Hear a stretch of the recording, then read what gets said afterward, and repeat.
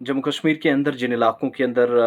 सरहदी गोलाबारी से नुकसान हुआ है, उन इलाकों का तख़मीना लगाना जम्मू कश्मीर इंतज़ामिया ने शुरू कर दिया है और एक-एक करके बंकरों की तामीर, जिनमें कम्युनिटी बंकर्स हो, इंडिविजुअल बंकर्स हो, उसके लिए बाकायदा इक़दामात शुरू हुए हैं और मुख्तलिफ़ इलाकों के अंदर फ़हरिस्तें बनना भी शुरू हो गई हैं। लेकिन इस दौरान एक बड़ी अनाउंसमेंट जम्मू कश्मीर सरकार की जानिब से हुई है।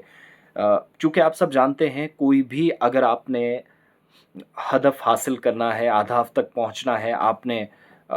चैलेंजेस को ओवरकम करना है, आपने अपने टारगेट को या अपने गोल को अचीव करना है, तो फिर आपको इसके लिए बहुत सारे और एक लंबे प्रोसीजर से गुज़रना होता है, जिसमें बहुत सारे लोगों के कोऑर्डिनेशन और ताआवुन की ज़रूरत है। इस सिलसिले में जम्मू कश्मीर सरकार ने पुंछ के अंदर पर्टिकुलरली विलेज लेवल जो कमेटियाज़ हैं, वीएलसीज़ हैं, वो बनाने का फ़ैसला लिया है ताकि हाल ही के दिनों में जो सरहद पार से शदीद किस्म की गोलाबारी हुई, सरहदी बेल्ट के अंदर आम शहरियों को नुकसान उठाना पड़ा। फ़ौज को कम, लेकिन शहरियों ने सबसे ज़्यादा इस शेलिंग को झेला है। इस दौरान जो नुकसान उठाया गया, जम्मू कश्मीर के अंदर डिप्टी कमिश्नर पुंछ ने बाज़ाब्ता तौर पर एक मीटिंग जो हुई, जिसमें बिलाखिर ये फ़ैसला हुआ, हतमी फ़ैसला,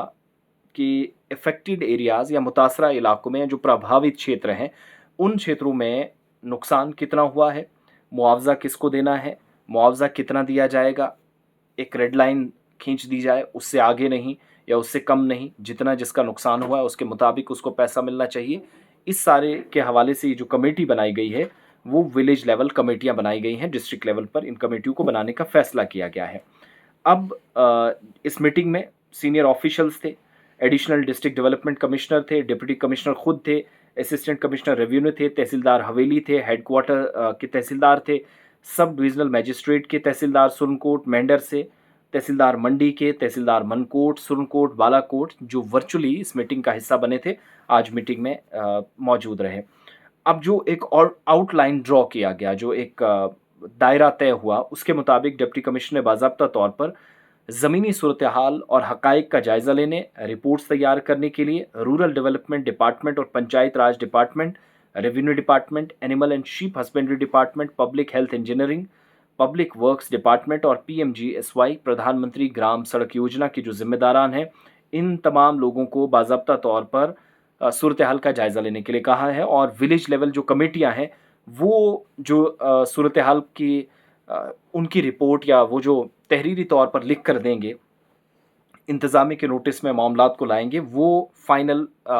इंतज़ामिया के सामने एक तरह का व्हाइट पेपर होगा। उसको सरकार के पास भेजा जाएगा, सरकार होम मिनिस्ट्री और डिफेंस मिनिस्ट्री से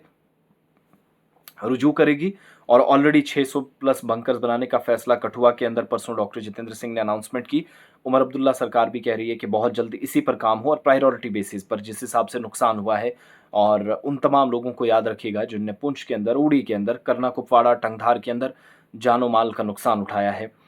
उन तमाम लोगों को खराज तहसीन, उनके लिए ख़ास दुआएँ, लेकिन साथ-साथ हुकूमती सतह पर इन कमेटियों के ज़रिए, अब इस कमेटी में किस-किस को रखा जाएगा, ये आज या कल आइंदा 2 दिनों में साफ़ हो जाएगा। लेकिन हमारे हिसाब से बहुत अच्छा फ़ैसला, हमारी जानकारी के मुताबिक इसी तर्ज पर कुपवाड़ा के अंदर, बांडीपुरा के अंदर, गुरेज़ में, जहाँ पर कम नुकसान हुआ है लेकिन इंतज़ामिया संजीदा है, बारामूला के अंदर, सांबा, कठुआ और जम्मू के इलाकों में भी, अखनूर तक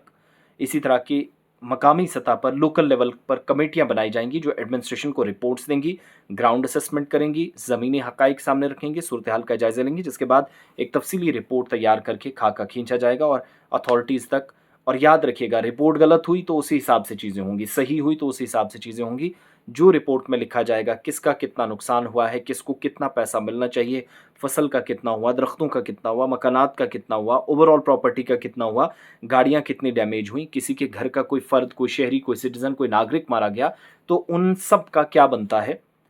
वो सारी इस कमेटी पर डिपेंड करेगी। ये जो लिख कर देगी, उसी तर्ज पर डिप्टी कमिश्नर फॉरवर्ड अपनी रिपोर्ट करेंगे उमर अब्दुल्ला सरकार के पास, और उसके बाद मुआवज़ा और बंकर्स की तादाद और जो वो जो क्वालिटी और क्वांटिटी वाली हम बात करते हैं, उन सारी चीज़ों का एक दायरा जो है वो खींच दिया जाएगा।